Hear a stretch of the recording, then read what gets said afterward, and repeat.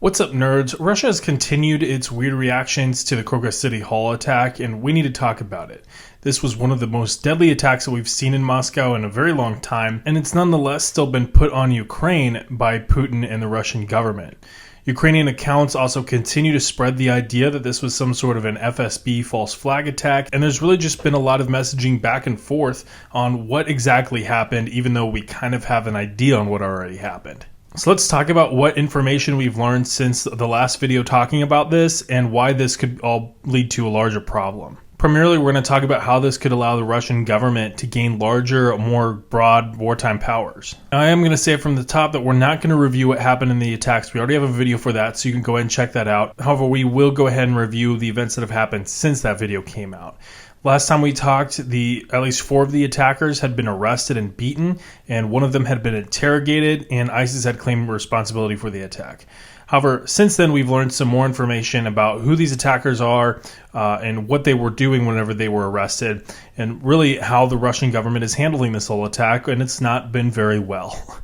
Needless to say that. Since the attack, 8 men have been arrested and charged, and we saw a video in the last video with 4 of them being arrested and beaten in the Bryansk region, which borders Belarus and Ukraine. The Russian government asserts the attackers were fleeing towards Ukraine, where they had some sort of cooperation from the Ukrainian SBU. However, Belarusian President Alexander Lukashenko came in from the top rope, saying actually they were coming to Belarus, but because of Belarus's strong border security, they had to turn back. Now, whether Lukashenko meant to basically commit political fratricide against Vladimir Putin, I don't know. Maybe, definitely he was trying to make himself and his border security services look good, but that does kind of go against what Putin has been saying, that they were going directly for Ukraine. It could be, however, that once they turned away from Belarus, that they did start moving towards Ukraine. But again, that's really just speculation. We don't really know that for sure. In some of Putin's speeches since the attack, he has concluded that the attack was carried out by radical Islamists, which I think is a good step forward. However, he still continues to couch that in the idea that they were ultimately being supported by not only Ukraine, but the United States and the UK. His ultimate reasoning being that the US and the UK benefit from the shattering of Russian society, and so they would ultimately support ISIS in this attack. Again, there has been no evidence that he has presented. We're going to talk about some other statements that have come out of the Kremlin via some other individuals. And again, we're not seeing evidence from them either. Putin has this increasing view that the West wants to destroy Russia. Whether the West is using Ukraine as a vehicle for the destruction of Russia, or in this case, they're using ISIS. He's likely not going to change his narrative. He's already stuck to this up to this point, and he will likely continue this because it helps his wartime goals of vilifying Ukraine and really just trying to get your average everyday Russian to be willing to fight a war or at least support a war against Ukraine. Because of this, we're probably going to see some more disinformation spread online to support this narrative, whether that's through bot accounts on social media that comment or post these kinds of claims, again, likely without any evidence to support it. And then those accounts will likely be trying to trigger useful idiots that will, again, spread that narrative beyond to their audiences as well. We've also since seen widespread Russian attacks against Ukraine. We've seen some of the largest bombing campaigns with cruise missiles and drones in months at least. Some of the bombs have had the words "for Crocus" written on the side of it. So you can kind of tell that this narrative set in the Kremlin is kind of making its way down to the Russian army. And whether or not it's factually supported or not, it appears that the Russian army might actually believe this, or at the very least some individuals within the Russian military believe this. And this is a narrative that the Russian military and their security services will have to march to the tune of. This claim that it was Ukraine and that it was US that were ultimately at fault for this, it attempts to deflect the blame from the Russian security services because in their words or in their minds, it's not really ISIS that did this attack. It's the sophisticated services of the CIA and, the SBU and some of these other organizations that the US and the UK and Ukraine have. So they're trying to save some face by making it look like it was an attack by a near peer and not just a terrorist group from, Central Asia. Now, while the Russian bombing of the Ukrainian electrical grid is a big deal, I do think it's important to try to separate the missile attack on Ukraine from the Crocus City Hall terrorist attack, because again, there's still a war going on, so Russia's probably going to be doing this kind of thing anyway. Really, what we need to be paying more attention to is the messaging coming out of the Kremlin and legally how they could use this to gain greater war powers. Before we talk about that, though, I mentioned in the last video that with the Russian government not necessarily directly blaming ISIS, we might see more attacks on Russia from ISIS.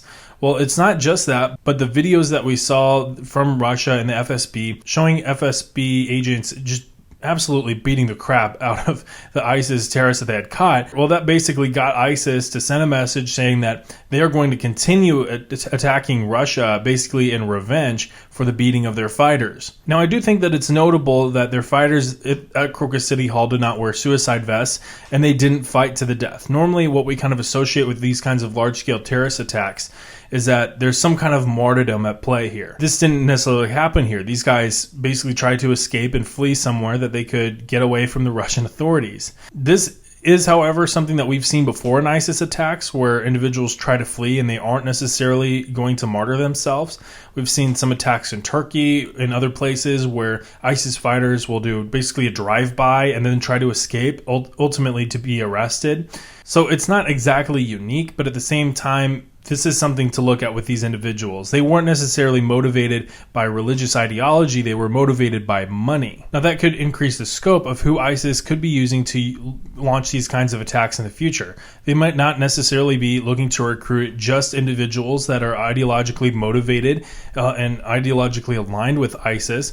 They could be looking for people that are financially motivated, who might be willing to do something completely heinous in exchange for what could be a lot of money, at least, in their economy. It's not like 500,000 rubles is a lot of money in US dollars. However, this idea that the terrorists were not ideologically aligned completely to the point of martyrdom, and instead more financially aligned, could give the Kremlin more ammunition to try to throw this back at the West, saying that it was the West that did this. Now, it's not just Vladimir Putin making these claims. The Security Council Secretary Nikolai Patrushev accused the U.S. and Ukraine of supporting the attacks, again providing zero evidence. He's also claimed that an investigation is ongoing and that more information will be released soon, but we're just going to have to wait and see on that one.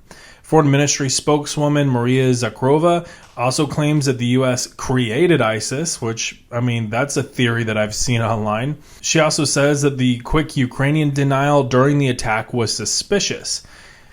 Geez, you can't even deny any involvement in a terrorist attack these days. What's going on? Now, I've mentioned before that all of this could be used to give the Russian government greater wartime authorities. Now, I'm not saying that Russia was behind this attack and that this was a false flag.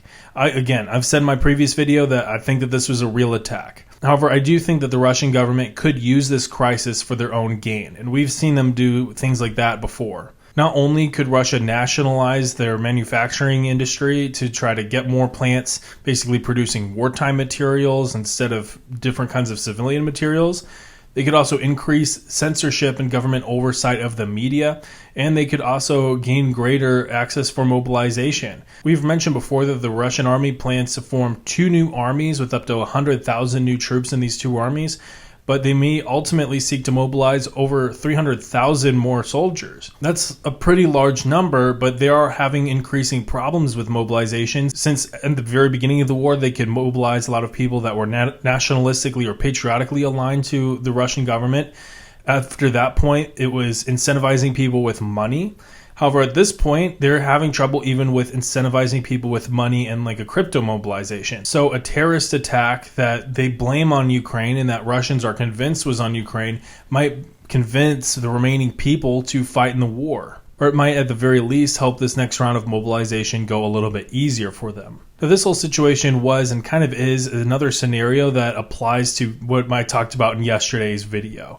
People online either doing very little research, coming to very quick conclusions, or not doing any research and then just making wild claims. These individuals are committing the exact same intellectual mistake as Vladimir Putin. The political benefits to Putin help him too much to tell the truth. To tell the truth, which is that ISIS, a group that hates the United States, hates Ukraine, and hates Russia, because all of them, ISIS believes, are Christian nations, did this attack on their own volition because of things that Russia did in Syria and Iraq, alongside the United States, actually, and it wasn't part of some larger international conspiracy. That's just not going to be a fun kind of truth to tell the Russian people, especially considering that the U.S. warned them that this attack was going to happen. He has to save some degree of face. Their security services have to save some face. And they have to get the Russian people on board with the war in Ukraine still.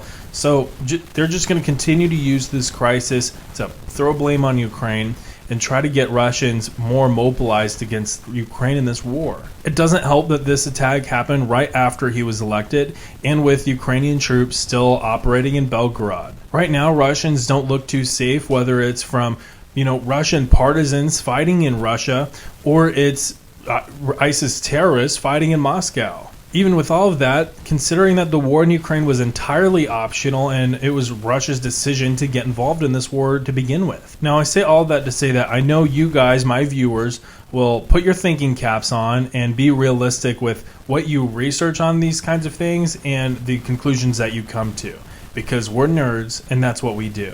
We are not going to speculate wildly with little to no evidence. What we'll also do is we're going to hit that like button because we found this video helpful and informative, and we're going to comment why we think that Russia is continuing this narrative down below, as well as what we might see come out of this, down the road based on the evidence that we've already had. Also, subscribe to this channel for more analysis on the war in Ukraine and other conflicts. We talk about this stuff all the time, and I like to get in the weeds. With all that, I'll see you next time.